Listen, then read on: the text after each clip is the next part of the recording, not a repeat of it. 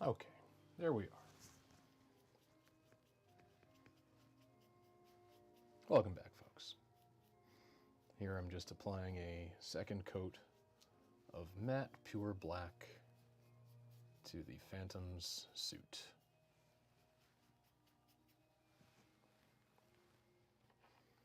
I'm trying out these nifty little clippies for maybe, let's see if I can hang them from the magnetic rack. Hey! It's dangling. But then aren't we all? Wasn't having such an easy time painting with them on. So the old finger up the arm routine perseveres throughout my entire career.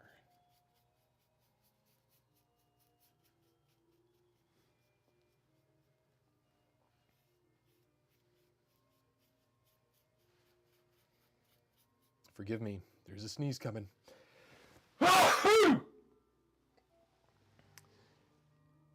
I hope to heck that you caught that echo on microphone, because that was real.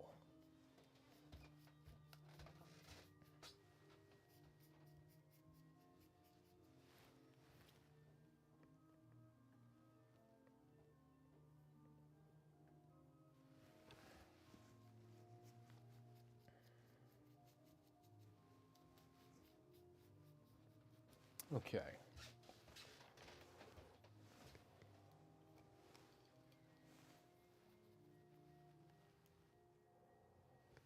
Alright, let's see if this clippy wants to hang on.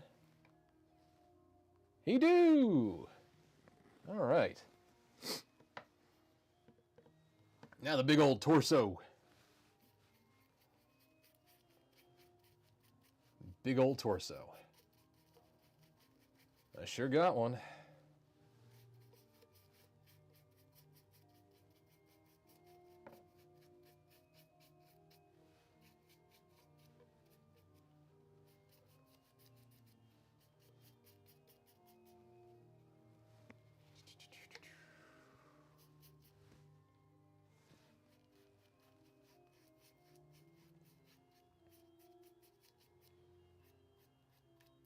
My plan for the aesthetic of his clothing is for him to be as neat as possible for a guy who lives in a sewer.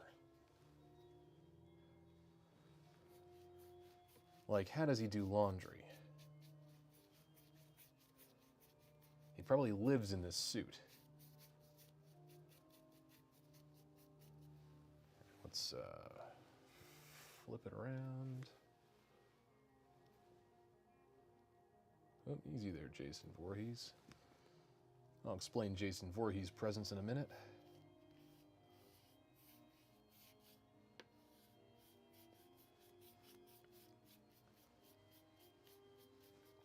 And I'm just keeping an eye out and using the light to my advantage to just make sure that I'm getting all the surface here, because it's got that shiny black primer on underneath, so once the first coat dried I could see the spots that I missed, like in here along the inside of the leg.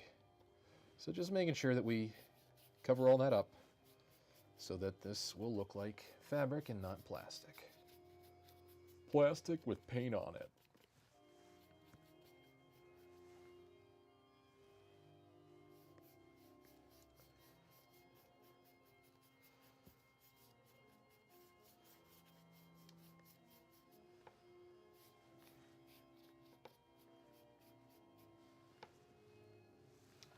Right. Just get the backs of his legs.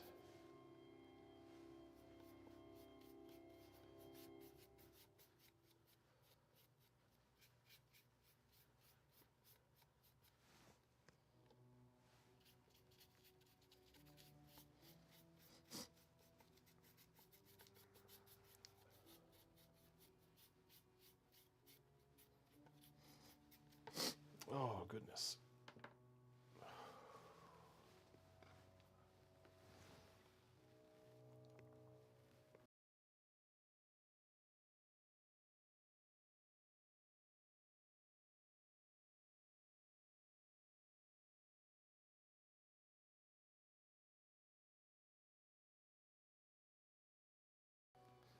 I'm back. Pardon me. Just had to blow my nose and had to figure out the least gross way to do it while live on the internets.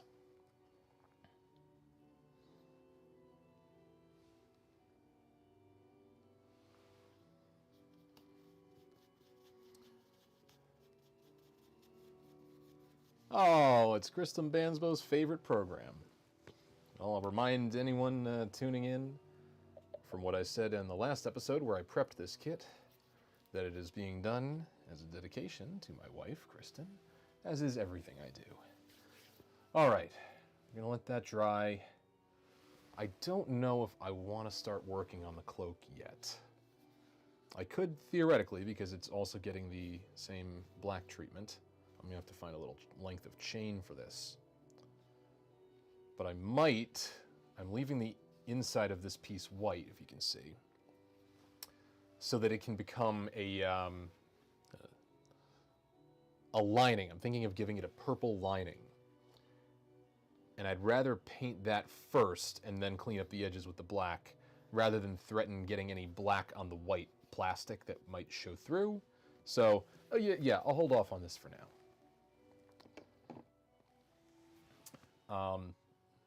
And I'll explain, I mentioned Jason Voorhees because I bumped into him and wobbled. I've been having a real rough week. We go to camera A for this. And to give you an idea of the kind of rough week I was having, I had a dream one night that I was working at my desk like I had been all day, but that there was this little Jason Voorhees action figure who was just like in a sitting pose with his hockey mask off and his head just in his hands. And I woke up and then went down to my desk and said, oh, I do have a Jason Voorhees figure down there. And I recreated the dream with just him racking his brains, trying to keep up. And that has been my avatar for this week. So I thought I'd share that with you since I'm already showing you all the weirdest stuff I do. You know, I got weird little guys. And I use them to express my emotions. Okay. Well, while we let the fabric dry, and then we'll go back and touch up if there's any spots we missed. I think we'll start the base color of the Phantom's face. And I want to start with this Wedgwood green, which is kind of like a lichen type of green. And before I get started on that, I will show you the reference that I'm using for color is from a horrifying thing that I possess. This is a mask that was given to me at the tender age of 3 years old by my father. Because not even that I like the Phantom of the Opera, it's that I loved Cousin Phantom of the Opera from the TV movie The Munsters, which introduced the character. And I would always laugh because I thought the funniest bits, but his makeup also terrified me as a little kid because it was based on the Lon Chaney appearance. And my father saw this at the Halloween store and said, "Let me get that for my 3-year-old. He loves the Phantom." And I had kind of this fascination with, but phobia of rubber monster masks. And this was one of them. And even spending time with it here now, like every now and then when I come across it in the box, I'd be like, oh man, this used to freak me out if I put it on and looked in the mirror and saw like human eyes behind it. And then I'd be like, well, now I'm a grown man, it should be fine. And it still gets me. But, you know, speaking of that, I figure we'll try to get the full effect because I want this kit to have the same creepy effect that this mask has on me. And so to really reproduce this, I'm going to have to see it with my eyes in it. So, you know, watch me face a childhood phobia in real time. Oh, goodness, yeah. I mean, it's an improvement. I think we can all agree. And I'm not getting too much of an eye light here, so it's not spooking me. That latex is digging into my corneas, though. So, I tell you what, let's take it off. That's enough of that. That's enough. Ah, ah, I'm going to need that for color reference later. But anyway, I'm thinking, oh, dude, come, just what? All right, we're committing to it. Ah, yeah, there we go, full Kramer. So to replicate that look, let's get away from this look. I want to start with a base of this Wedgwood green that I called out earlier, and then throw in some of this patina, I guess is the name of this color. It's kind of like a light teal or a robin's egg blue. And then I want to give them kind of a highlight of a more Caucasian tone to not make it look totally psychedelic. Like, I don't want him to look neon green. I've seen plenty of paintings from the 60s where he's neon green. And I don't want that. I may go back on that. We know I love my neon paints. I'm just going to go off mic for a second.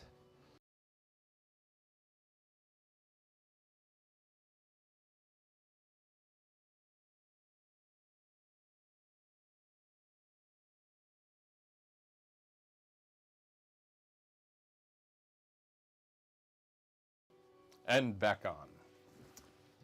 All right. So that's our Wedgwood green.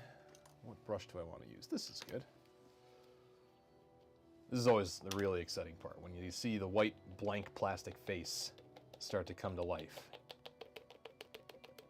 Come on now. Yeah, it's funny, that Munster's Revenge movie, it was a TV movie from, I want to say, 1984. And that was my introduction to the Munsters. I think my dad rented it or something, or he taped it off of TV. There we go.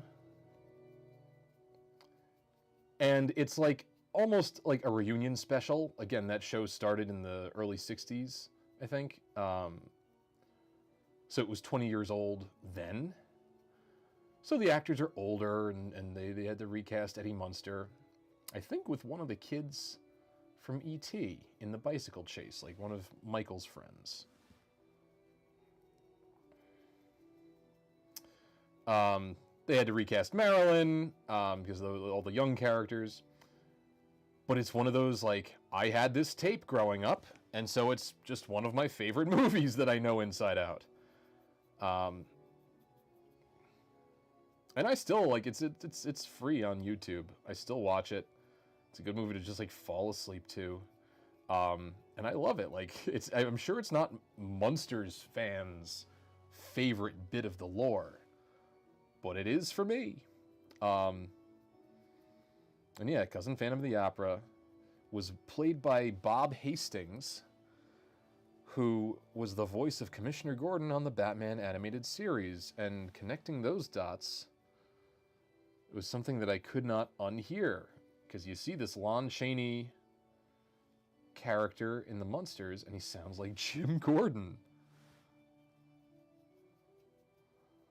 All right. I'm going to let him... You know what? Look at the hairdryer going. Yeah.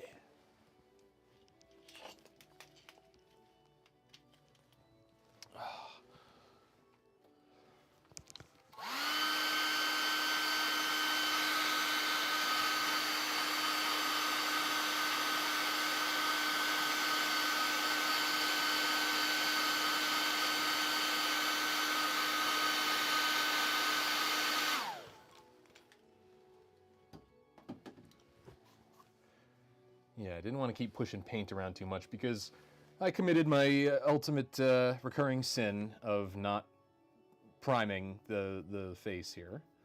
I figured, hey, the previous seller primed the body. I guess he figured that it doesn't need to prime the face and the hands, so I'm not gonna either. It's just laziness.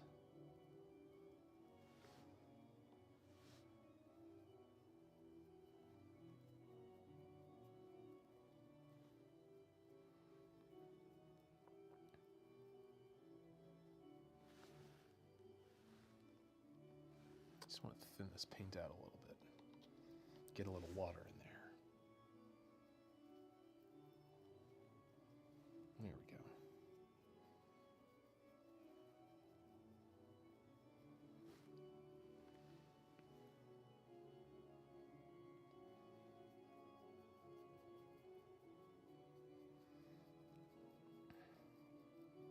This has always been my favorite incarnation of the Phantom of the Opera. Probably largely due to the Munster's Revenge. But also my Uncle Charlie, who was the other model painter in the family, along with my father. He had this model painted up in his basement gallery. And, you know, they would go to these model kit conventions together, and they liked a lot of the same movies, so sometimes they'd each get a copy of a kit. But then sometimes they would get kits that the other did not get. So it was always fun going to Uncle Charlie's and seeing different versions of models that my father had painted. And then seeing models that I had never seen before. So like my dad had painted the Horizon Dracula from this series. Excuse me. Where's my water? Drinking water, not paint water.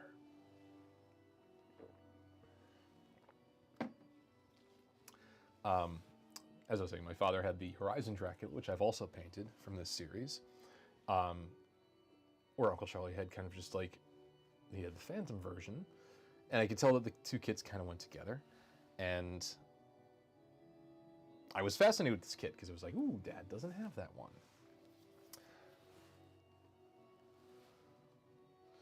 Just want to check out. I think we got decent coverage of black there. We'll double check the arms.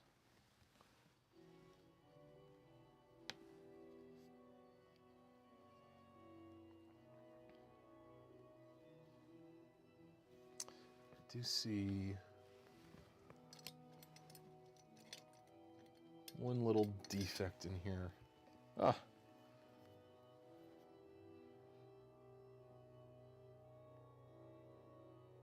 Little chunk of paint. Oh, I got it off. But I am going to have to repaint that now. That's okay. There were two little spots missing, and that's why we check. Ah.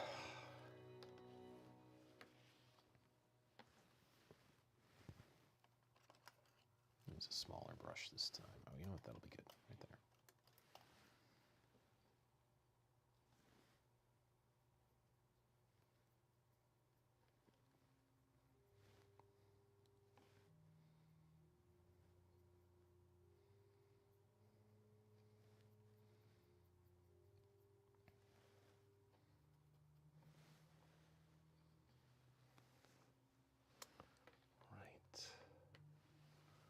This one down.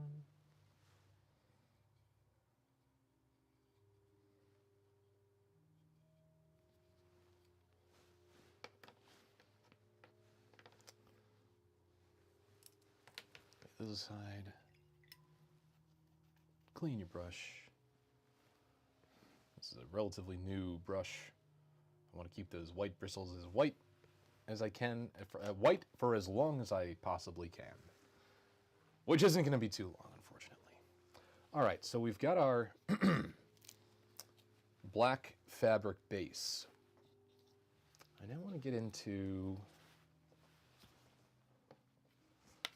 Usually I would dry brush a gray to pick up the highlights.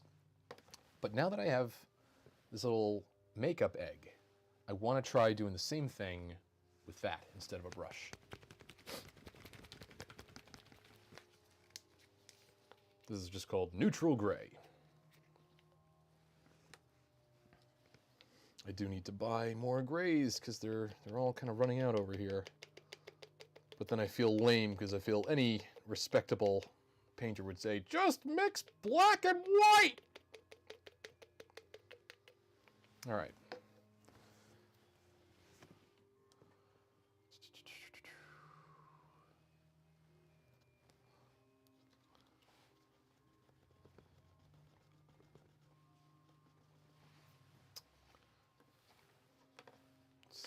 You know what? I'll start, since he's going to have the robe, or the cloak on, I'm just going to start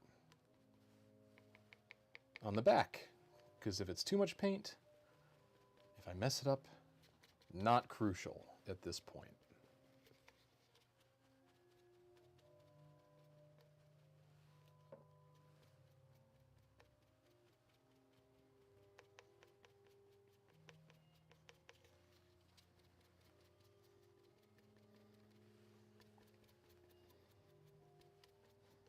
because we're going for a subtle effect on this.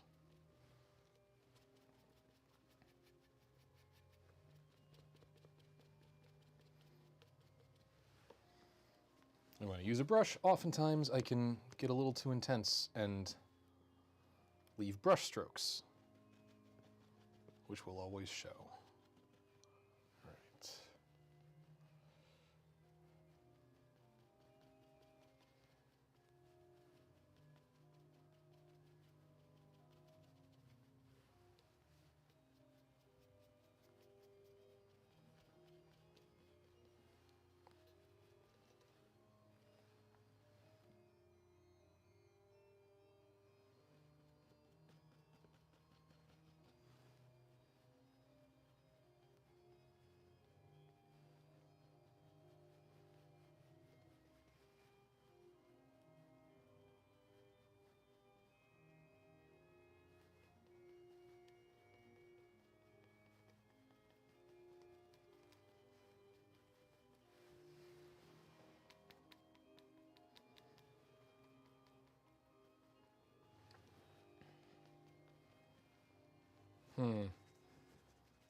I don't know. I don't know how I feel about the egg method.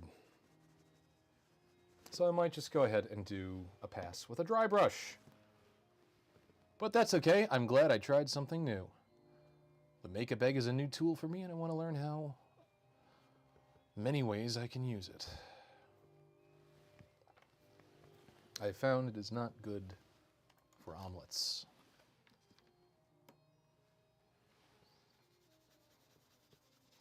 It ain't the kind of egg for that. All right.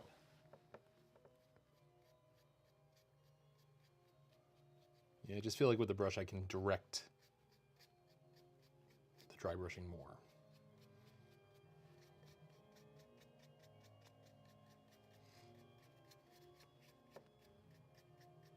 Yeah, getting the edge of the lapels and not going too heavy. As soon as you start to see the effect, that's when you want to leave it alone.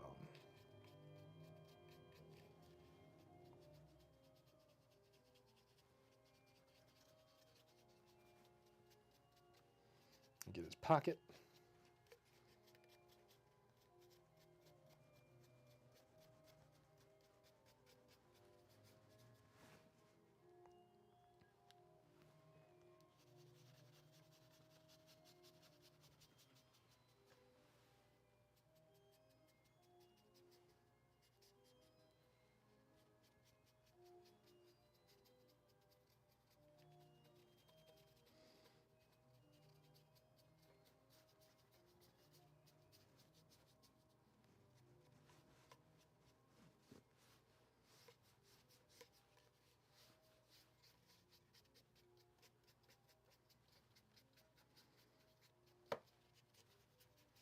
You see my mistake there. I got some gray paint on my finger.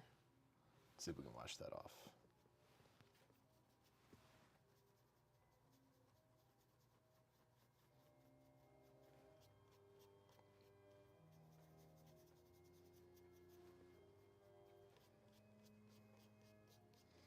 There. It's pretty smoothed out, and I will just go back in there with some black paint later. Back to what we were doing.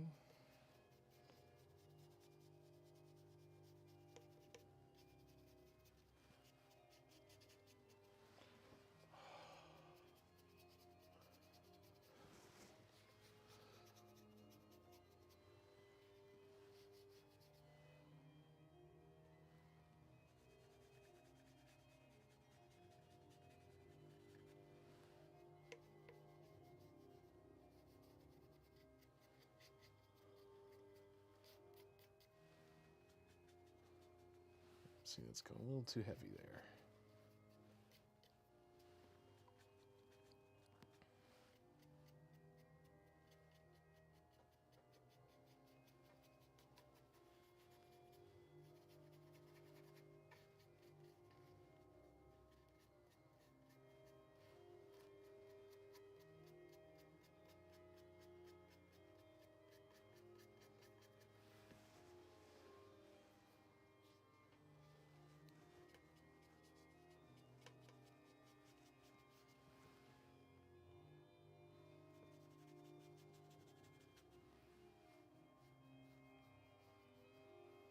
just wet the brush and try to smooth some of this out.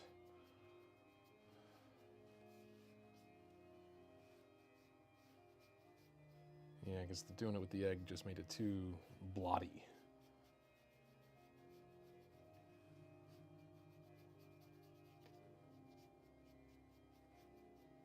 All right, we'll leave that alone for now.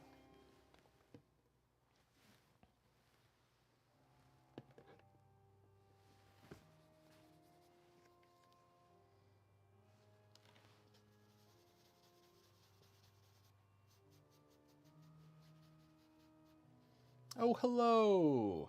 Mom and Dad are here.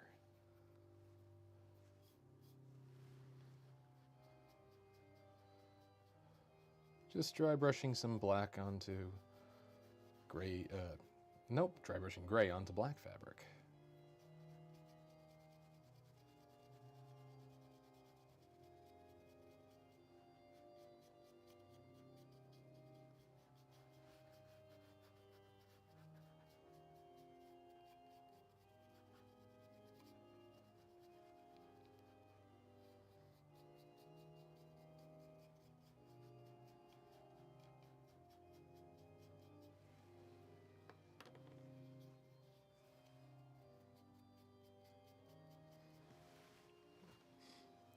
Cloak or not, you're going to see these arms no matter what, so I want to be especially careful not to overdo it or have to redo it.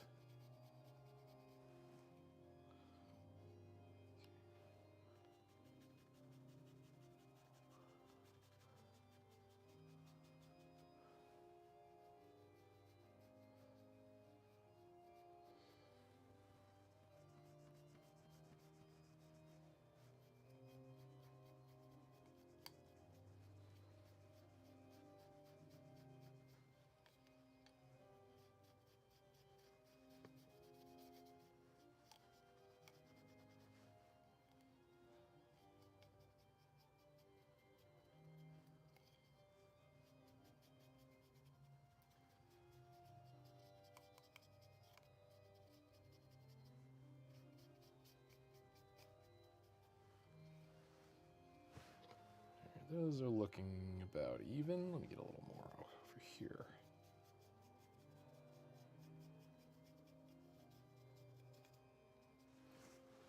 All right.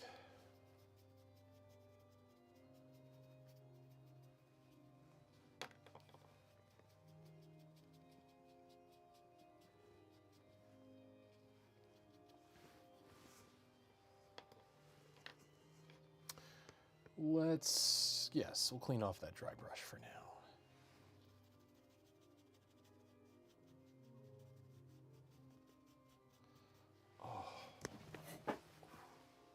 Oh, back-breaking work, this model painting.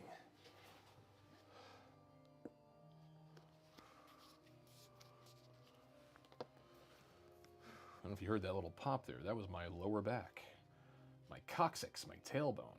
I've learned that I can crack it like a knuckle if I just tense my legs.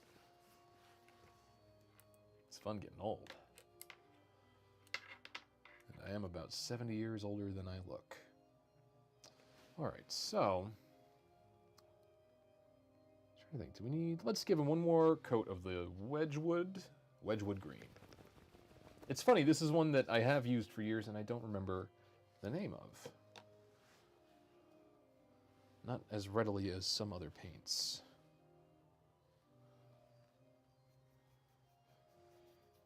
And it's one that I use all the time. It's a very useful kind of undead skin tone. It's good for zombies. As we get into other layers of paint on this guy, I do want him to look alive, but just ghastly and malnourished, as if he lives in the catacombs under an opera house, snorkeling through a reed as he strangles guys in boats. I think that's what happens. I don't know. And then somehow a monkey music box figures into the whole thing.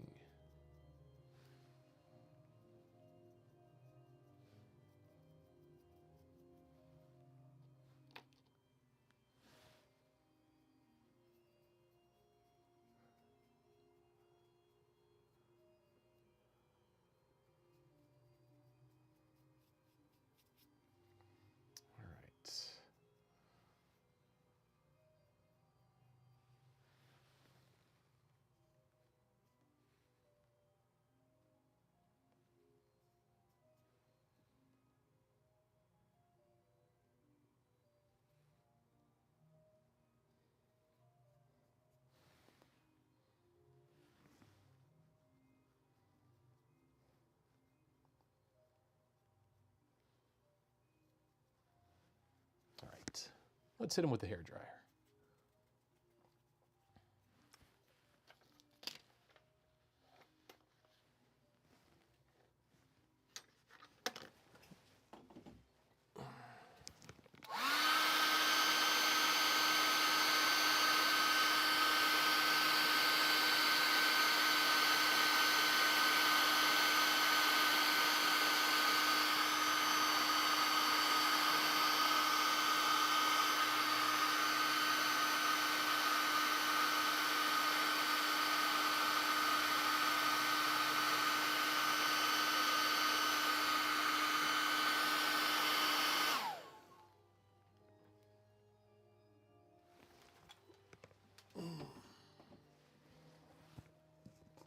See, I see another one of those little paint defects, and it's right on his dome. I really don't want that to be in the model forever. There you go. Get out of there, you little defect. That's what all my teachers would say to me.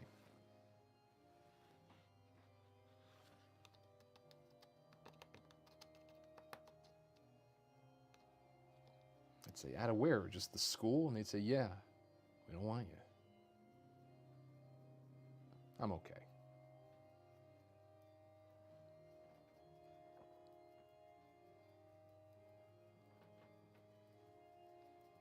I don't know why I'm doing this other coat. I was trying to smooth over the spot that we just fixed on his forehead. And now I'm just trying to be consistent, at the risk of adding more little bumps in the paint.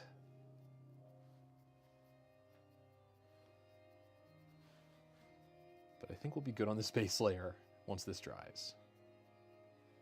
All right, yeah, let's dry it now before we do any more damage, huh?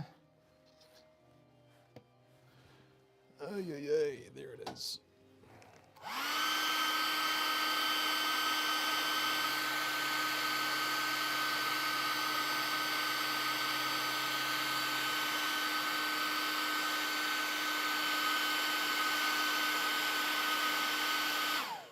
All right. Looking cool. You can seal up that Wedgwood green. Put these brushes back.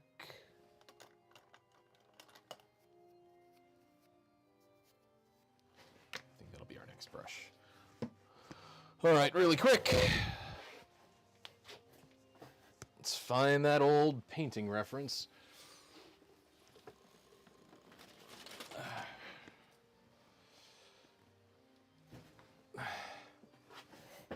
To my parents, who I know are watching, I don't know if you were, I don't know if you're here for this part, but my painting guide that I'm going by, remember this beauty? Well, I mean, you saw it in the thumbnail, I guess. So yeah, we've got our base color. In fact, I'd say, you see what I'm seeing? Yeah, so we're going to start dry brushing.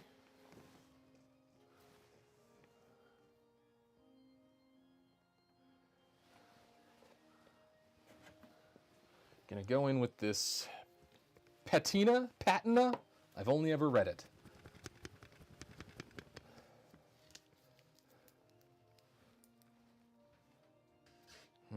Maybe not. I don't know about patina. Might have to find something very similar. Oh, there it is. It's starting to mix up. Come on. There we go.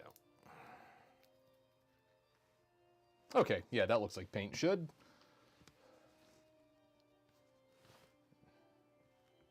Yeah.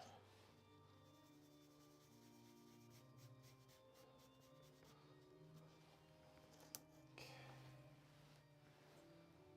There we go.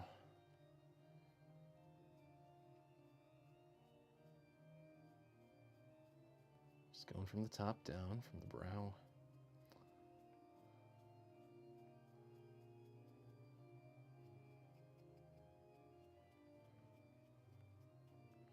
Catching all the bony accents, which is how skeletons talk. Don't make me get the book of ghost jokes, folks. Oh, ghost jokes, folks. Didn't even mean to do that one. It's one thing I read that I had forgotten is that part of his insanely masochistic makeup design on this, Lon Chaney, was that he glued his ears back, which I guess was meant to lend to the appearance of his skull-like visage. But he still has ears. I also just found out, speaking of Lon Chaney Sr., that his name Lon is short for Lonald. Don't listen to me.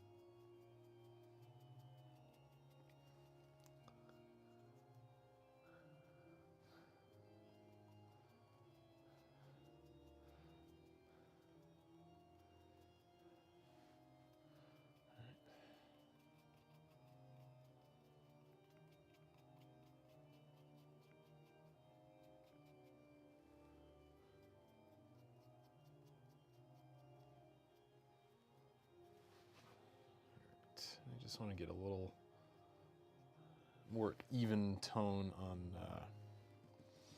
on his dome there. So I just wet the brush with the paint still on it, and we're gonna blotting away.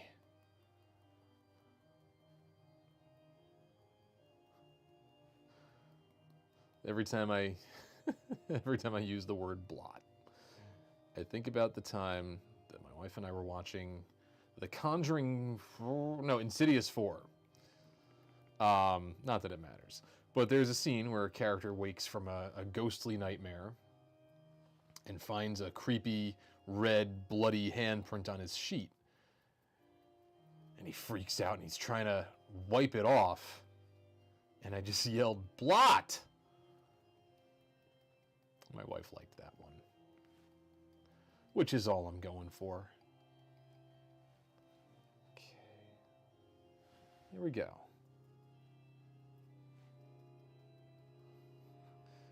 Just like last time that I was painting on here, I was in the store today and I had my eye on a box of nitrile gloves that would be great for handling hand-painted pieces like this. And just like last time, I thought, nah. All right, leave them alone.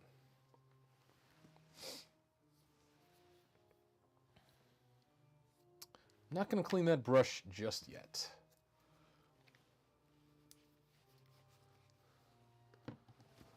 I'll let him sit.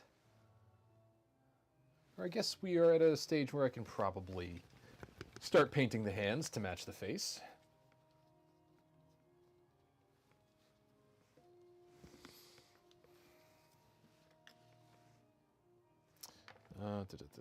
Where's the brush? That one.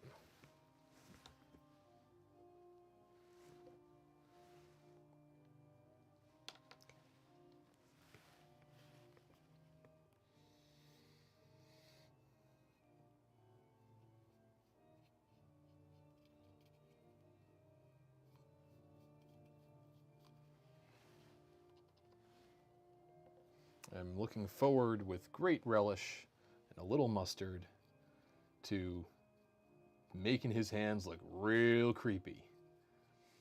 Again, the directive that I'm going with for this kit is this guy lives in a sewer. He dresses really nice and he lives in a sewer. Not unlike Danny DeVito's Penguin. So yeah, he's dressed in his opera best, but I want it to look a little grimy. I want his skin to look malnourished. I want his like fingernails to look like really dirty and yellowed. Because who knows how many vitamin deficiencies this guy has. Definitely no D, no vitamin D down there in the catacombs.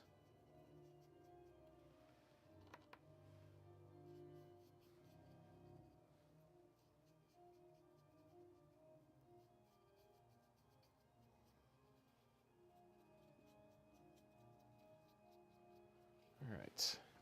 Yeah, we'll blow dry these really quick.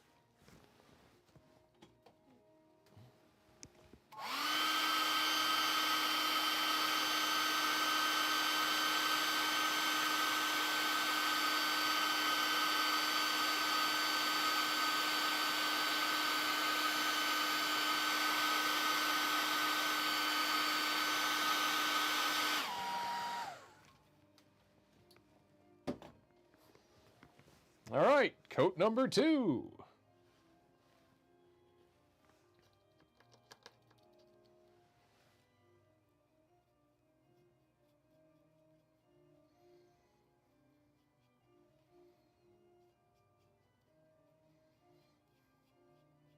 Now, so far, I have seen renditions, especially I'm picturing like old toys from the 70s of the Phantom, where he's painted this exact color of this Wedgwood green.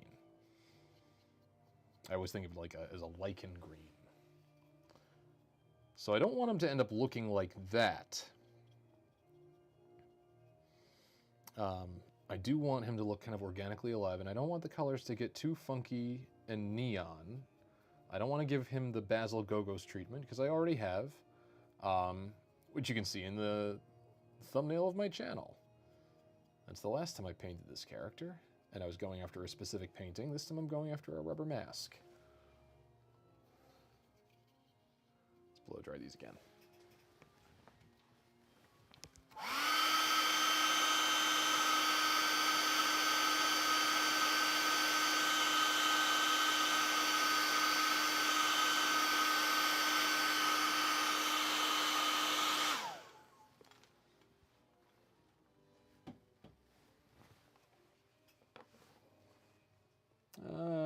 Let me do one more pass.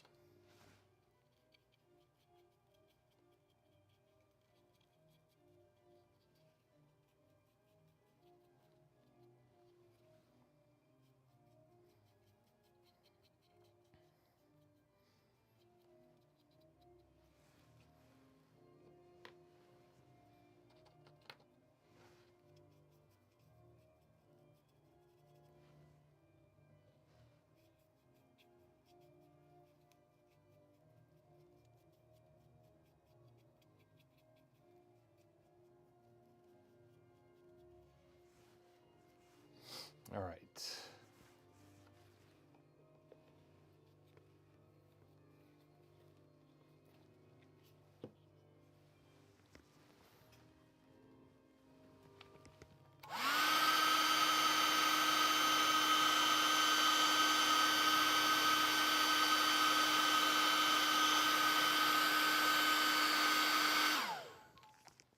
Hello, Jim.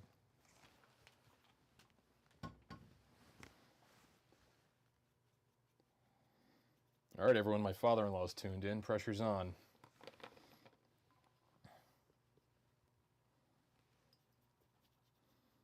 Oh, Jim, you know, right behind, I can't show you right now, but right behind my monitor here is the funky thermometer you got me for Christmas.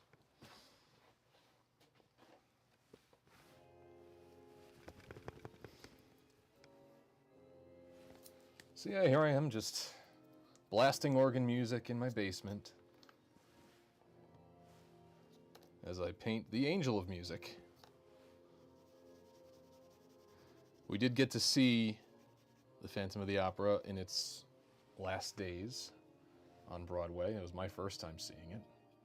And beforehand, we all got lunch. My parents took us out. We went out to Katz's Deli. And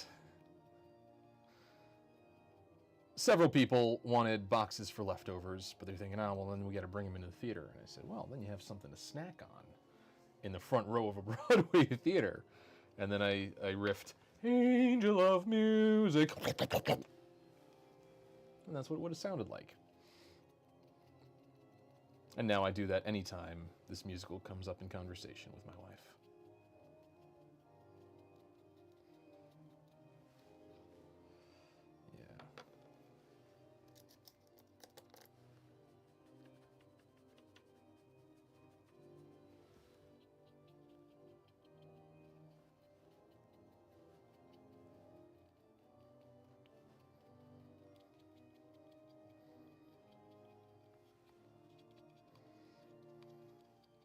So I have a lighter flesh tone standing by, but I am going to poke around in the old paint box, paint basket,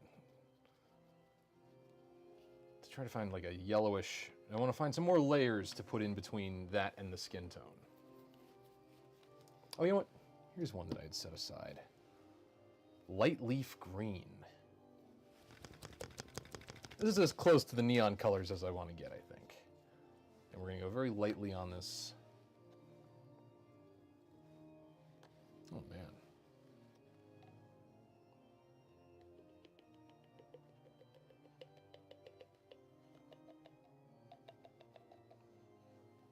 There we go.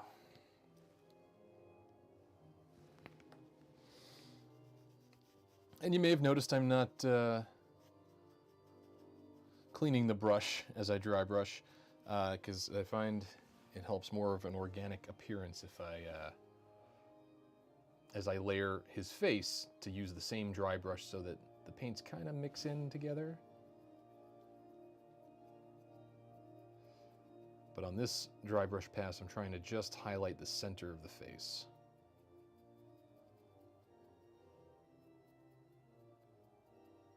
Ooh, he's starting to look like the demon face from The Exorcist. That floating in the dark one. So then I'll bring a little bit out, just to blend it. But still want to keep the dry brush heaviest on the center of the face. Get the ear, his glued back ear.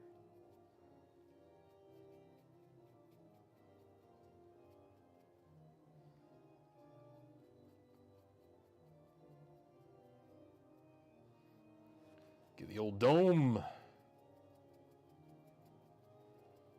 Where he comes up with these crazy ideas, dropping a chandelier on people and such.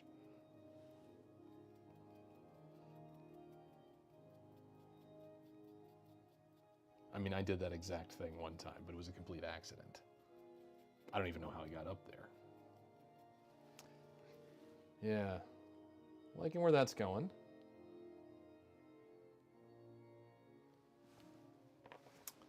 And we'll keep that dry brush going onto the hands so that everything matches.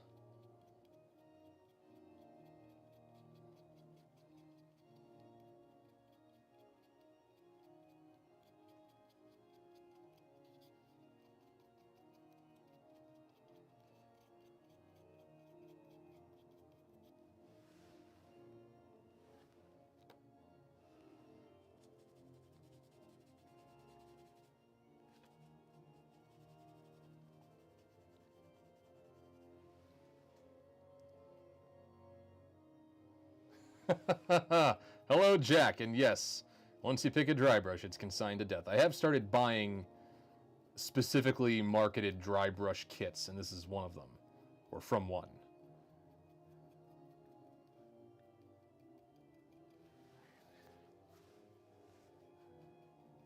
That dry brush came out a little thicker, so we'll just go back and match it on this hand.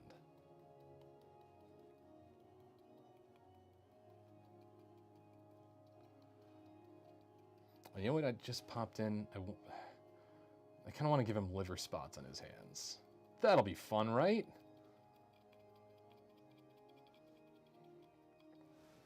Although I don't think he's supposed to be that old. He's just like a disfigured guy. I think he's an escaped mental patient. I remember when I watched this 1925 silent version as an adult. I'm like, you know, he really, and I said this in the description here, just like, he's kind of a proto-Batman villain. With the disfigured face. Yeah, like, I'm not talking like the romantic Gerard Butler version of the Phantom, but like, this Lon Chaney Phantom, I mean, the novel, I think, was written in 1910, the movie was 1925, and those original Batman comics pulled a lot of influence from silent movies. So like, we all know The Man Who Laughs with Conrad Veidt was the visual inspiration for the Joker. And there was even a crime mystery kind of comedy, dark comedy called The Bat, with a character that dresses as a bat but commits burglaries. That I think he even broadcasts, "I'm going to steal this at this time," which is what on the radio, which is what the Joker did in those early days. So yeah, just knowing that Bill Finger and Bob Kane, more Bill Finger, pulled a lot from the silent era movies. I wouldn't be surprised if the Phantom had a little bit of influence on the Joker. So that's that rant for you.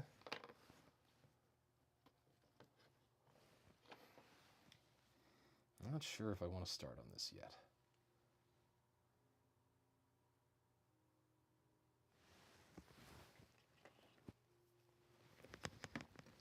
But you know what? We're starting. I wanted to give the cloak a purple lining, but just as a primer coat, I'm going to start with this kind of lavender GP purple. This is another very old paint.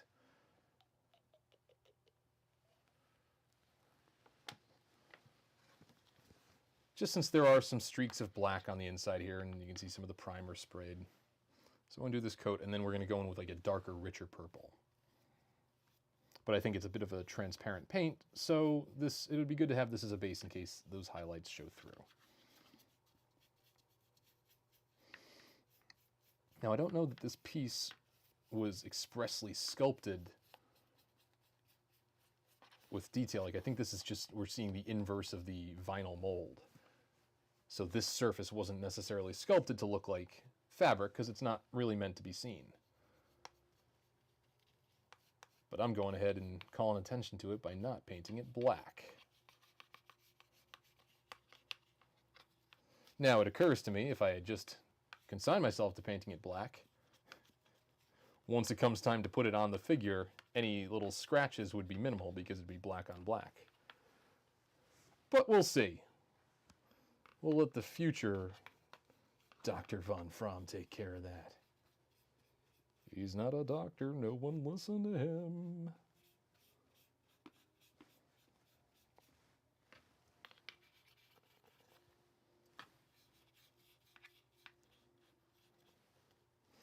Yeah, it's getting tough to even get all this surface area. And this is why I didn't paint the black base coat on this piece, because I knew I'd be getting this lavender stuff over the edges. So that's why we're doing it now. Man, how crazy do I not drive myself to get all the white bits covered?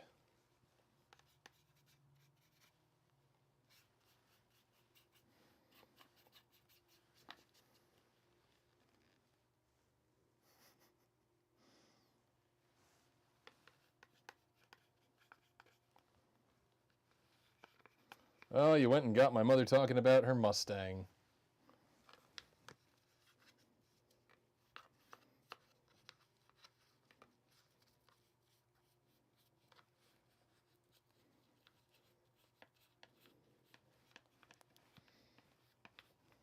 I'm kind of getting it here.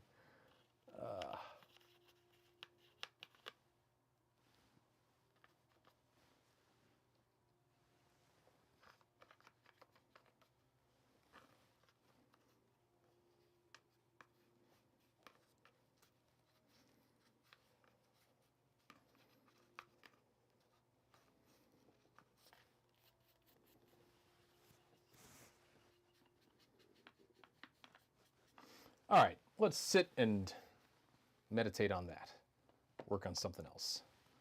Clean off the brush.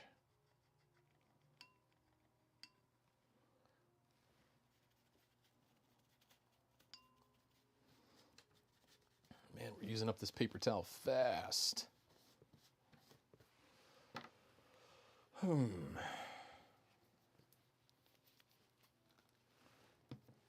So we'll do probably one more coat of that down the line. Now where's my lemon chiffon?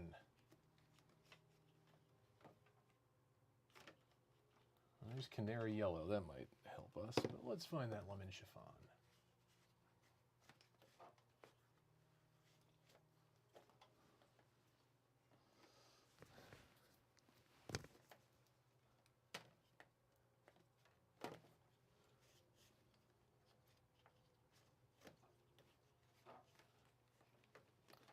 All right, I'm not finding it, which probably means it's right in front of me. This happens every show, and every time I'm not filming. But in those cases, it usually happens for hours and hours and hours. There's light pumpkin. That shouldn't be there. I'm definitely going to use that later.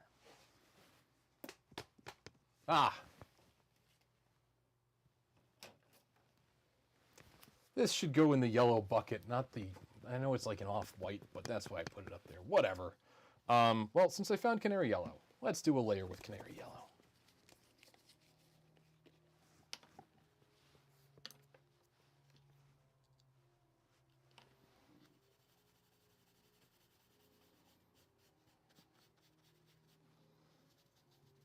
Now with this, this is kind of a transparent yellow that I think is going to hopefully just add some saturation.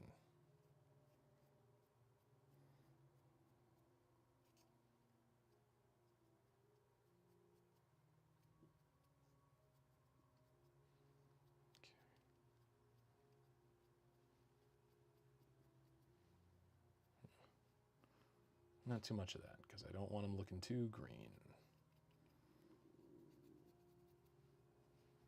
But that'll be good for the old dome.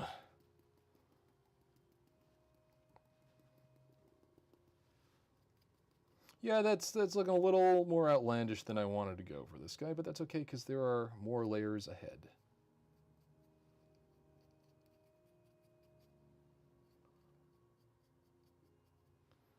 All right.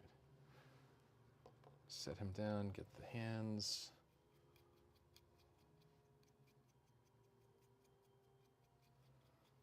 I'm gonna go heavier on the fingers because I want his fingers to look like bloodless and pale.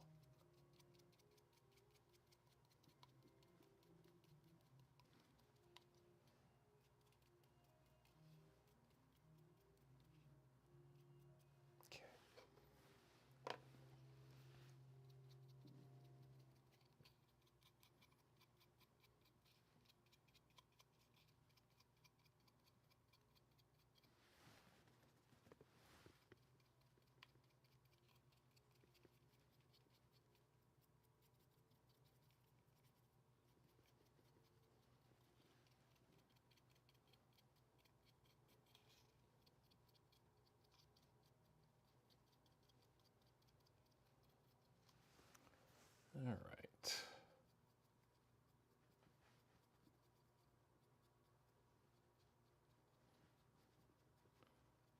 Okay.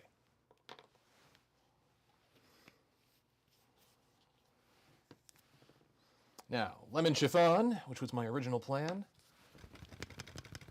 Ooh, lemon chiffon's getting low. I'm going to have to replace it. This is a great, useful color. It's good for eyeballs. Nice kind of like ivory off-white. It's good for bone.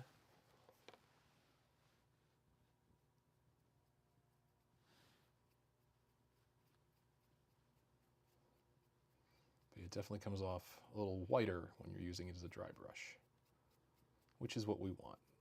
Tone down that yellow, canary yellow that we just threw in there.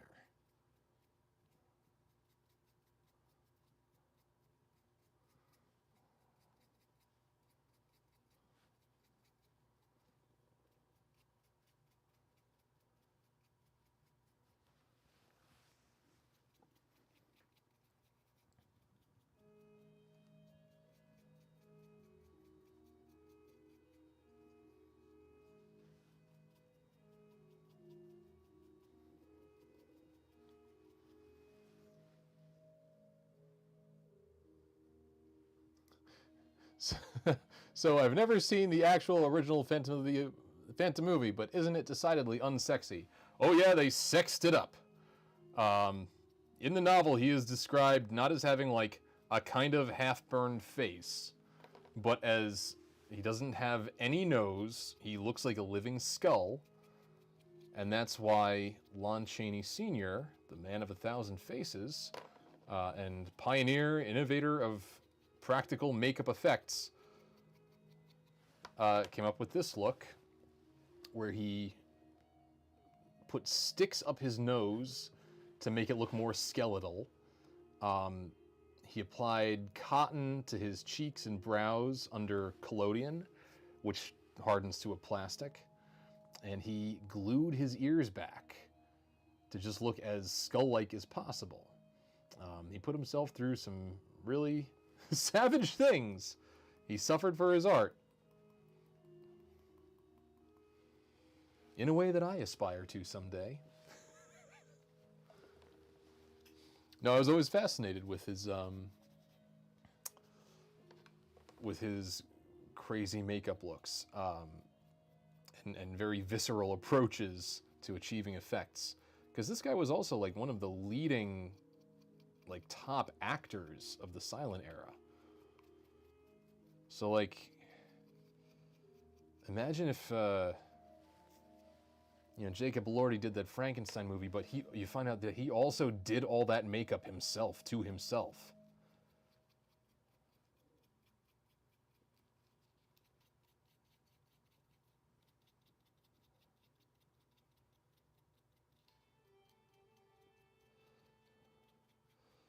Yeah, we once did a double feature of the 1925 silent film, which is only, I think, an hour and 25 minutes or so, and then followed it with the 2004 Joel Schumacher adaptation of the musical.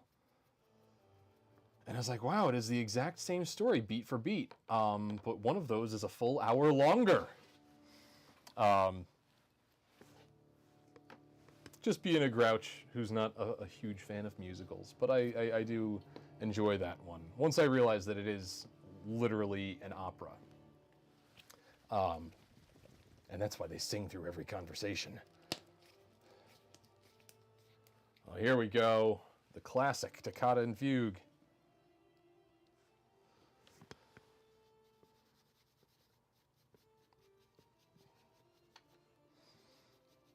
You could go back in time to any younger version of me at any age and say, someday you're going to be painting monsters live on the air while blasting organ music out of your boiler room. I'd say, yeah, I know. Didn't narrate what I'm doing, but I'm bringing in a more realistic flesh tone, more of a Caucasian flesh tone.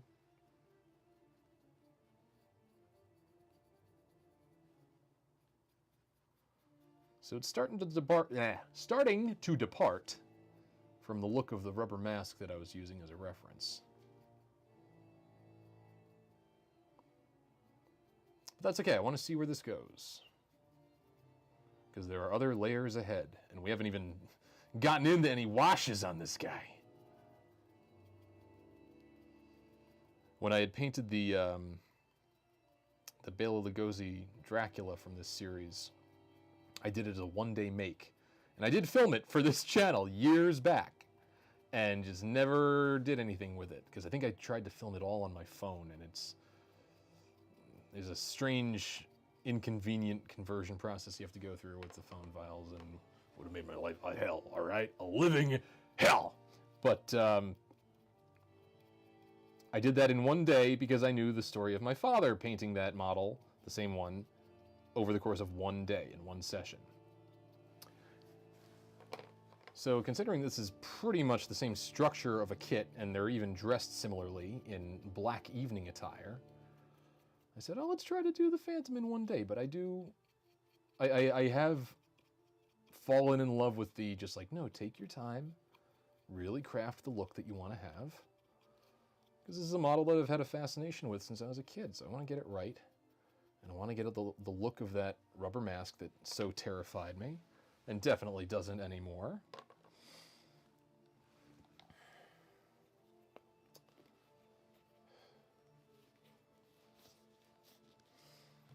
And then bringing the purple into his clothes, I'm trying to base his outfit kind of off of Cousin Finn of the Opera from the Munsters movie that I was talking about earlier.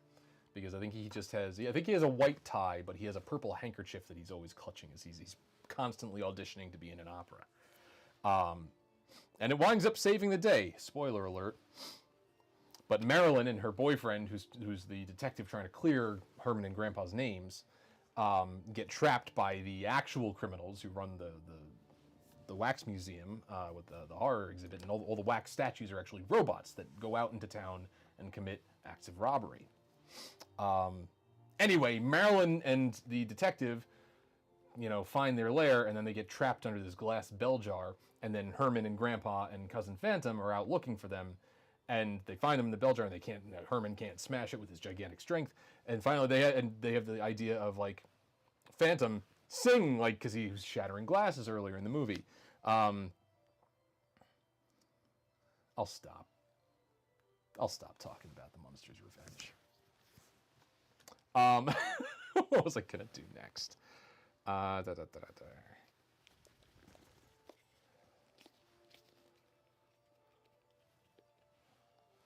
Going an even paler shade of pale. That was a half-hearted music joke.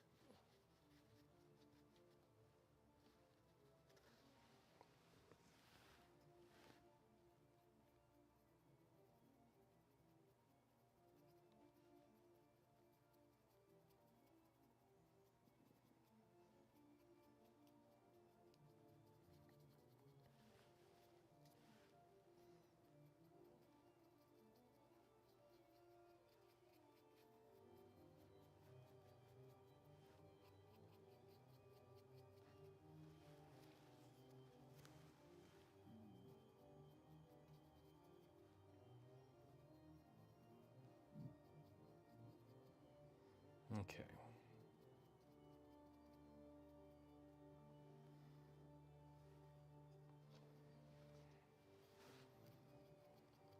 So I think that is our lightest dry brush layer that we're going to do.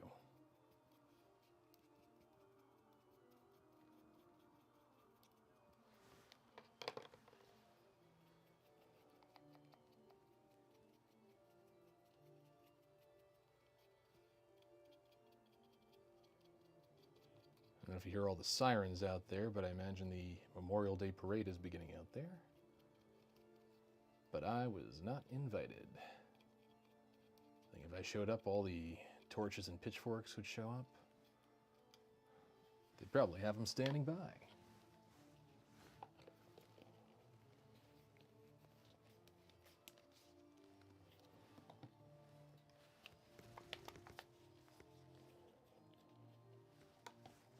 All right, now that we've gone a little too grounded in Caucasian, I'm going to go back into that transparent canary yellow dry brush to try to bring a little bit of whimsy to this guy's complexion, you know? Well, there we go.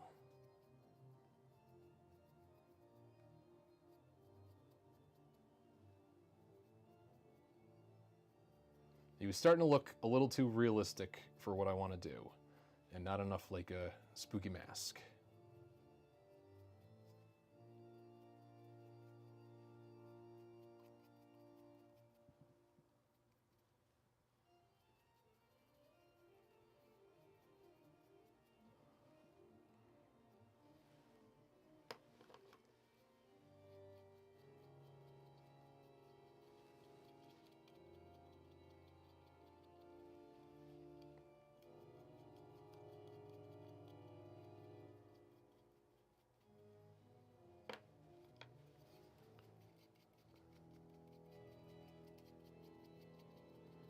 All right.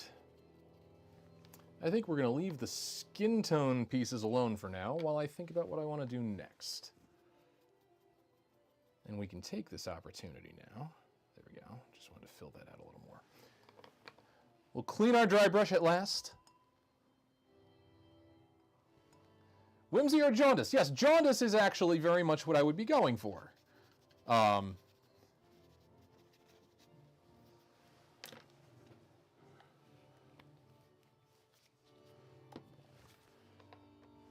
Thank you. That's actually a really good direction, Mom.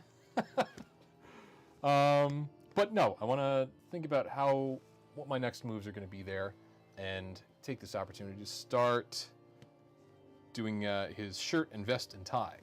Now, where do we want to start with that? I want to find... I got a good kind of beige somewhere. There's satin cream. We'll probably want to use that.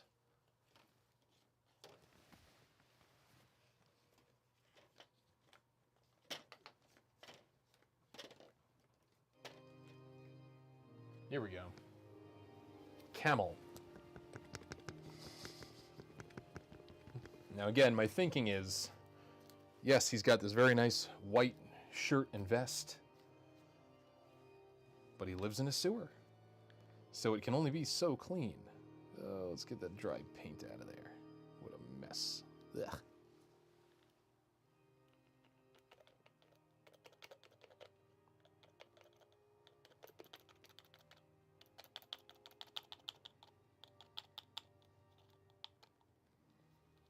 All right, that'll have to do. Now,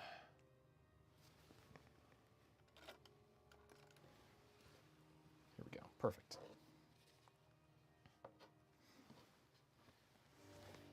So yes, if you're trying to, even a clean white shirt, if you're trying to make a white shirt, you never want to start with white as your base color. If it's a clean shirt, I would use, like, I have some very pale pinks. And then you dry brush white over that, and the pink, or you can do a very pale blue. You start with like just an off-white from somewhere on the spectrum, and then you dry brush a cleaner white, a pure white on top for the highlights, and it gives the impression of that color is coming from just light reflecting on the fabric, the way that it would in real life. You know what? I think I am going to want to pop his legs off.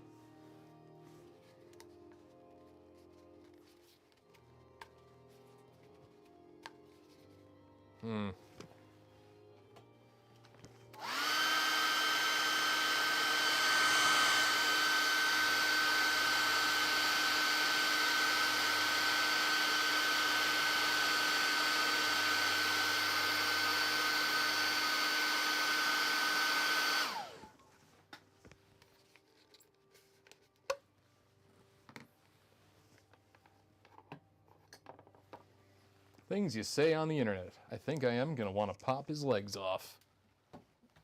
Hey, these legs ain't mine.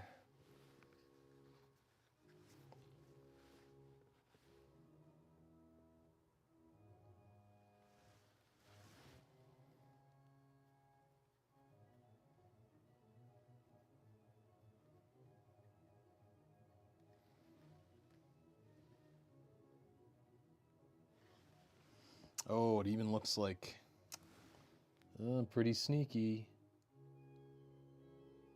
His jacket is cut such that there's a little sliver of the white vest here. You thought I wouldn't catch that, Horizon models, but I did.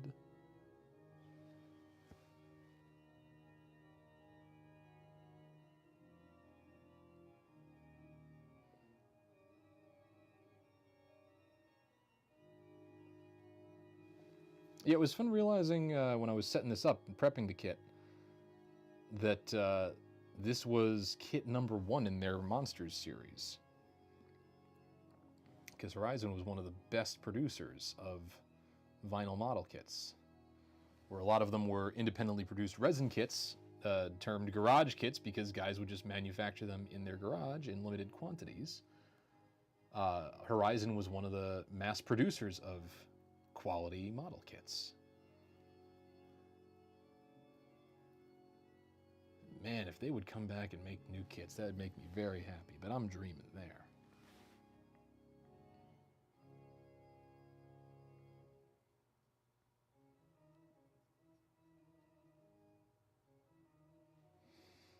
And I'm not too concerned about the edges of the black coat. I always knew that I was going to go over, so it's just kind of blocking in the matte black.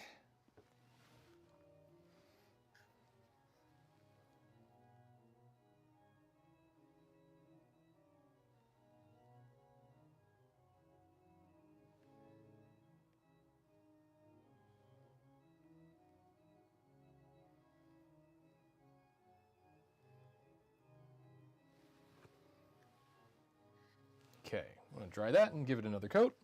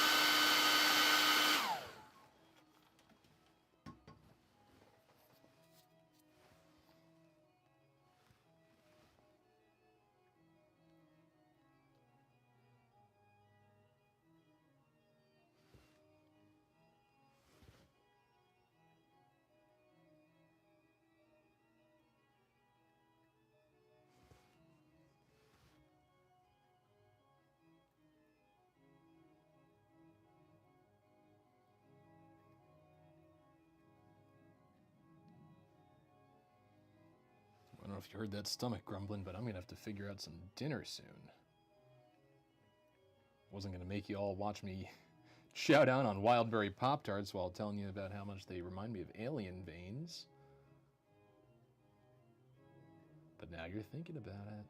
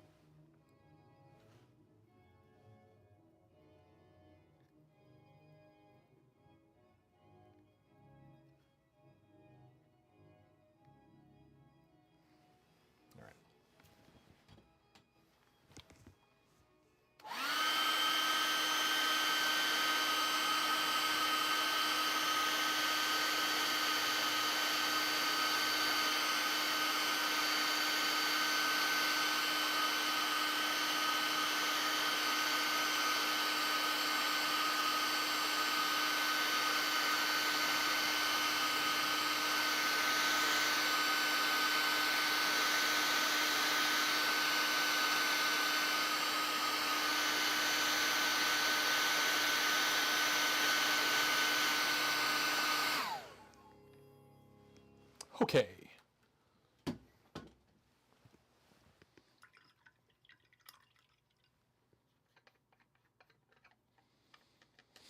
Oh yes, if you liked that Alice Cooper reference, These Legs Ain't Mine, you'll also enjoy the opener for the description in this live stream, playing to one specific audience member.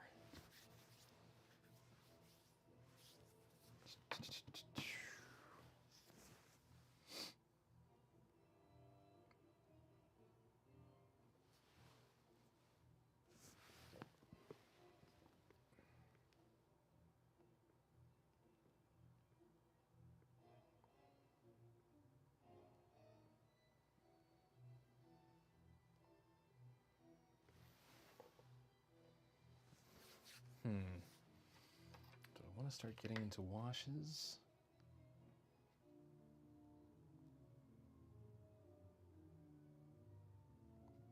You know what? Yeah. Let's find...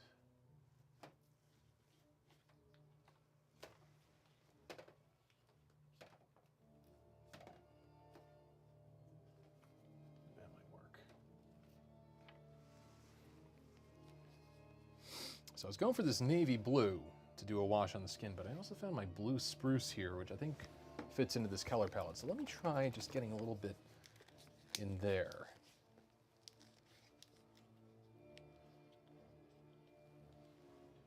Because I also want to do some washes, spot washes of this mulberry.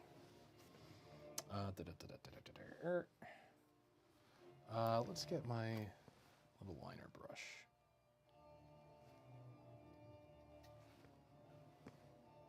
And this is why I keep another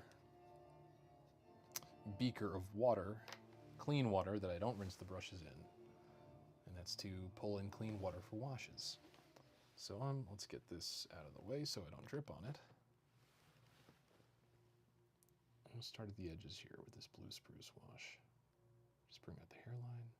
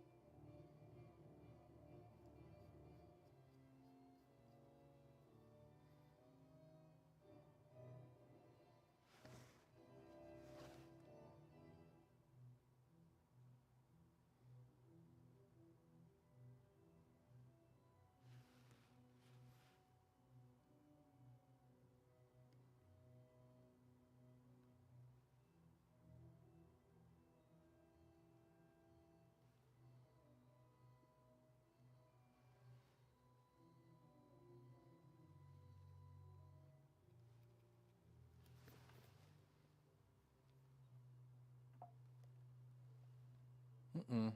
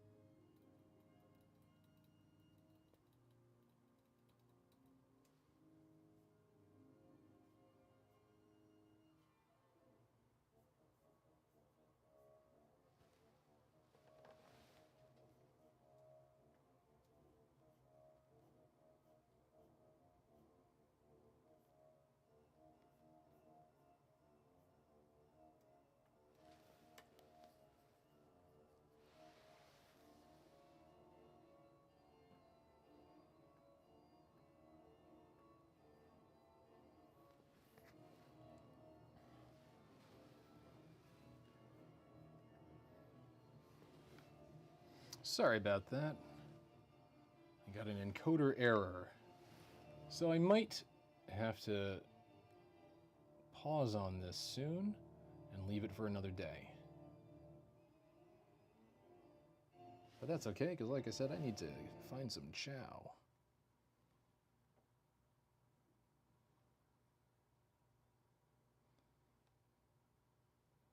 But not before I swab this phantom's nostrils, huh?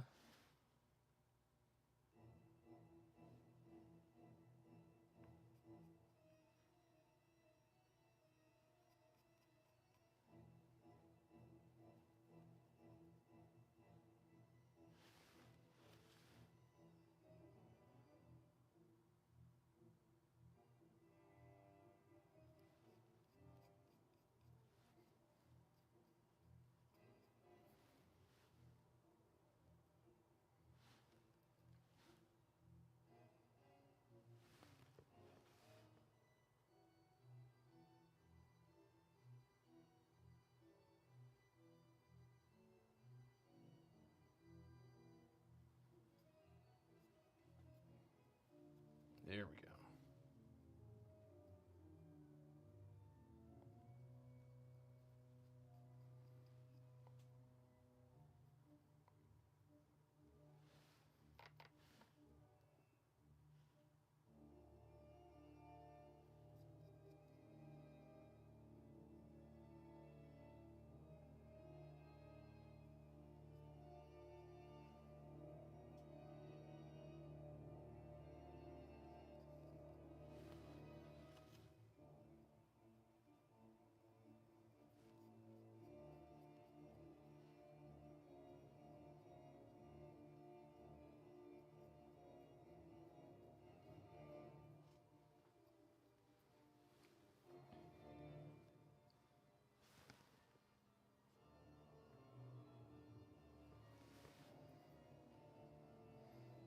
All right, so I think I'm going to drop a little more of this wash into the hands.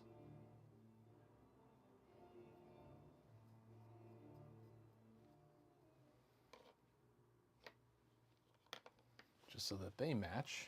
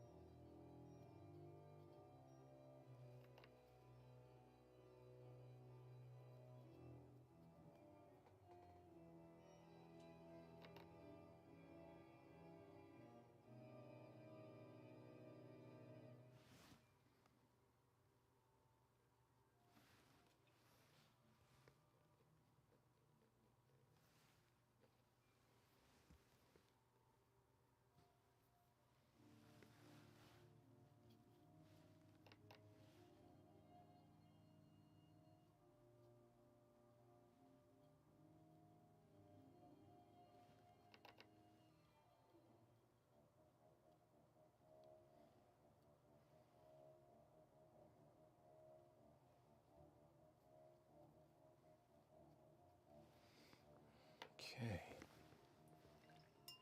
I think we're at a good spot to pause for the evening.